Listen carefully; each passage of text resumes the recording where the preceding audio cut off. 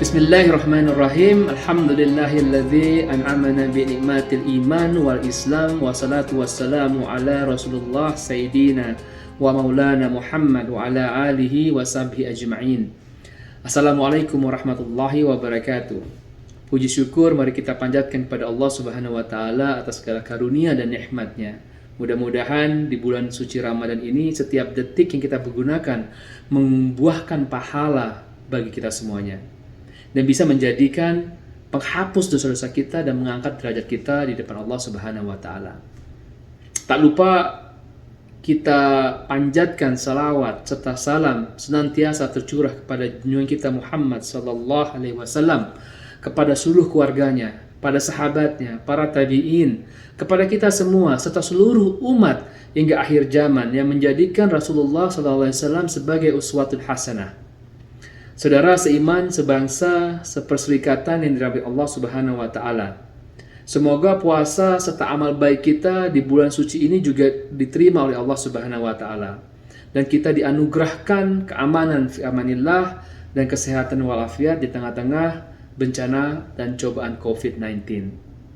Dengan kerendahan hati perkenalkan, nama saya Jimmy Ardiansyah Hasbullah dan saya berdomisili di Nashville, Tennessee.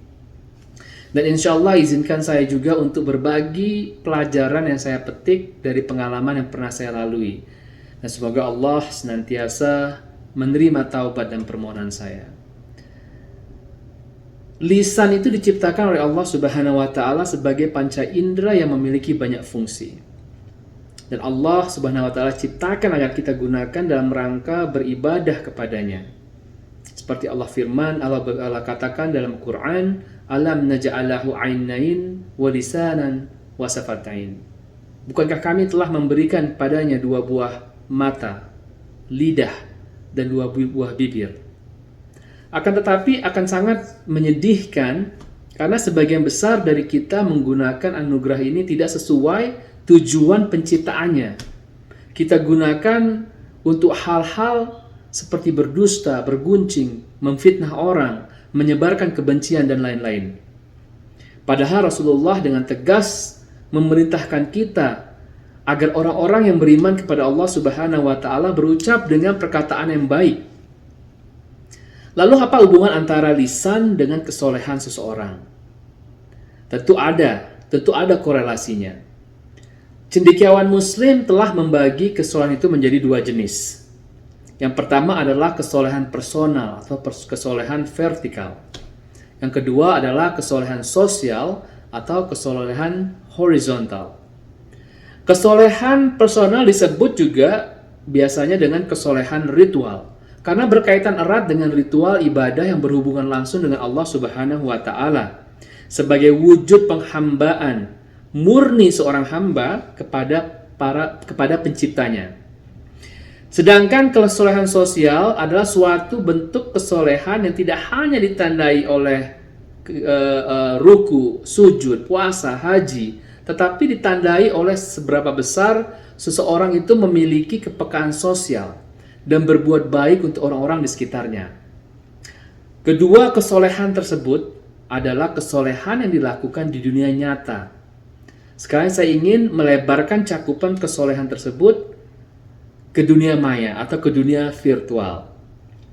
Di era digital seperti sekarang, di mana informasi berlimpah ruah, orang bisa mendapatkan informasi dengan mudah bahkan instan, termasuk juga bagi mereka yang berhasrat mempelajari agama. Pertumbuhan teknologi betul seperti ibarat pedang bermata dua. Bisa positif, bisa negatif. Semua tergantung dari sudut pandang kita. Nah, tantangan terbesar umat manusia, khususnya muslim, yang dihadapi di era digitalisasi seperti sekarang ini adalah media sosial atau medsos. Media sosial telah menyihir sebagian besar umat manusia. Berdasarkan penelitian terakhir sampai tahun 2019, ada sekitar 4,3 miliar manusia yang telah terhubung dengan internet. Dan ada 3,5 miliar manusia yang telah memiliki account media sosial. Dalam konteks Indonesia, jumlah akun media sosial lebih tinggi dari jumlah populasi di Indonesia. Hal ini artinya adalah setiap orang Indonesia memiliki 2 atau lebih dari 2 akun media sosial. Tingginya penggunaan internet dan media sosial ini telah memicu suatu fenomena baru yang biasa disebut dengan istilah communicative abundance atau keberlimpahan komunikatif atau komunikasi yang berlimpah ruah. Dan para sosiolog meyakini bahwa communicative abundance inilah yang menyebabkan kemerosotan kualitas keilmuan serta konflik sosial yang meluas. Jadi bisa dikatakan bahwasanya saat ini media sosial ini bisa dikatakan sebagai mesin produksi kebenaran. Bukan lagi buku atau jurnal, bahkan produk ilmu pengetahuan lainnya. Dan yang paling ironiknya, banyak kalangan intelektual yang kerap menjadikan media sosial sebagai sumber pengetahuan. Misalnya, berapa banyak orang yang berbicara tentang halal haram vaksinasi COVID-19. Seolah-olah mereka tahu dan paham benar secara mendalam bagaimana proses pembuatannya. Padahal mereka mengambil kesimpulan dari media sosial yang informasinya serpihan. Saat ini orang bisa saja merasa sebagai pakar, bahkan merasa bangga ketika memberikan komentar di media sosial. Dan hal inilah yang menciptakan arena tanpa batas, ruang tanpa batas bagi semua orang untuk menyampaikan atau berbagi informasi, walaupun informasi itu setengah matang atau bahkan tidak benar sama sekali. Jadi bukan tanpa alasan kalau internet dan media sosial telah menjadi sarana penyebaran informasi bohong. Di dunia maya kita menemukan berbagai perdebatan tanpa memberikan ruang diskusi yang sehat. Di dalamnya kita temukan cacian, makian, mengecilkan pendapat orang lain yang tidak sesuai dengannya atau berbeda dengannya. Banyak website atau media sosial account yang menyebarkan paham-paham radikal dengan agitasi mengusik kerukunan umat beragama, mengusik kerukunan antar suku, bahkan merusak arifan lokal. Dan kita juga temui orang-orang yang kita kenal di dunia nyata sebagai orang pendiam, santun, tidak neko-neko, soleh, namun kita temuin di dunia maya dia menjadi agresif, frontal, bahkan ucapannya lebih cenderung kepada ujaran kebencian. Jadi ironis sekali ketika kemajuan teknologi menjadi alat untuk menyerang pengetahuan yang sudah mampan. Kita lihat banyak otoritas keilmuan yang dikalahkan oleh gelombang viralisasi. Kebenaran yang tidak diviralkan adalah kekeliruan. Kesalahan yang diviralkan menjadi kebenaran. Media sosial memaksa orang awam seperti kita untuk berpikir lebih keras dan serius. Karena informasi-informasi serpihan yang beredar di dunia maya mengakibatkan alur informasi, penalaran, dan pengambilan kesimpulan kerap menjadi keliru. Karena sekarang bisa dikatakan komunikasi publik di media sosial ini mengalami konfirmasi yang sangat bias. Sangat bias. Kecenderungan dari kita hanya menerima bukti yang bisa mengafirmasi hal yang sudah kita yakinin. Padahal belum tentu hal itu benar. Jadi pada akhirnya internet dan media sosial hanya menyediakan berita dan informasi yang sesuai dengan minat kita.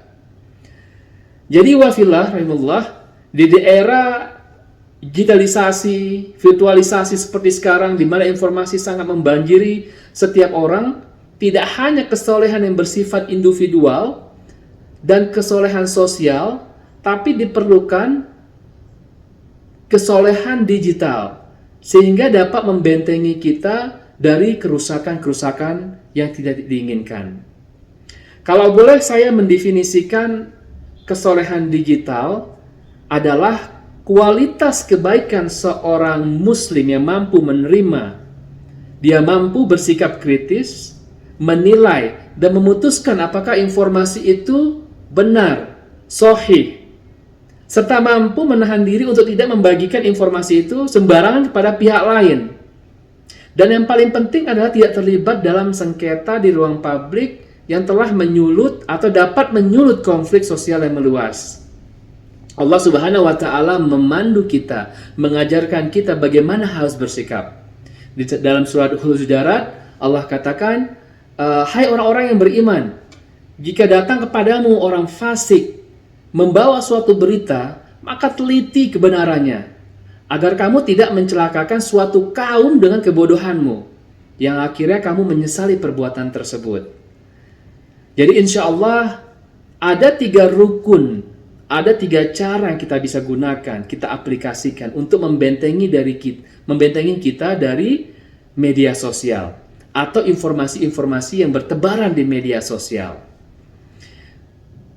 Yang pertama atau rukun yang pertama adalah tampung dan tunda. Tampung dan tunda. Tampung semua informasi yang kita terima. Jangan mudah percaya begitu saja, apalagi langsung bersikap dan mengomentari berita tersebut. Rukun yang kedua adalah memeriksa, meneliti referensi, rujukan, sumber berita, dan apa yang diinformasikan. Dalam khasanah ilmu hadis dikenal dengan istilah sanad, rawi, dan matan. Secara sederhana, sanad mengandung makna keterkaitan informasi dari informasi sebelumnya. Dan rawi adalah periwayat, artinya adalah sebutan bagi penyampai informasi. Dalam ilmu hadis, kualitas atau quality individual yang soleh, terjaga lisannya, hatinya, dan dari perbuatan bohong adalah syarat mutlak untuk menjadi perawi. Jadi kalau kita mendapatkan informasi dari lembaga atau dari orang yang terbukti sering berbohong, apakah kita harus percaya padanya? Jadi sikap kritis dibutuhkan untuk menilai tanpa prasangka negatif tentunya. Dan matan adalah isi informasi yang disampaikan oleh si perawi. Dengan demikian, referensi siapa yang menyampaikan dan isinya harus menjadi ukuran penilaian dalam menentukan apakah informasi itu benar atau bohong. Yang ketiga atau rukun yang ketiga adalah mampu menahan diri untuk tidak menyebarkan semua informasi yang diterima. Kita harus tetap tenang, teliti, hati-hati, dan bersikap diam bila belum tahu harus berkomentar agar kita terhindar dari kerusakan. Jadi, bila kita mengamalkan semua kesolehan ritual, kesolehan sosial dalam kehidupan sehari-hari, termasuk kesolehan digital di dunia maya, berarti kita telah mengamalkan kesolehan itu secara kafah dan mengamalkan sabda Rasulullah SAW, al-muslimu man salimal muslimuna min lisanihi biyadihi. Seorang muslim yang hakiki itu adalah yang berbuat orang muslim lainnya selamat dari gangguan ucapan dan tangannya. Aku qali hadza wa astaghfirullah wa atubu ilaik. Wassalamualaikum warahmatullahi wabarakatuh.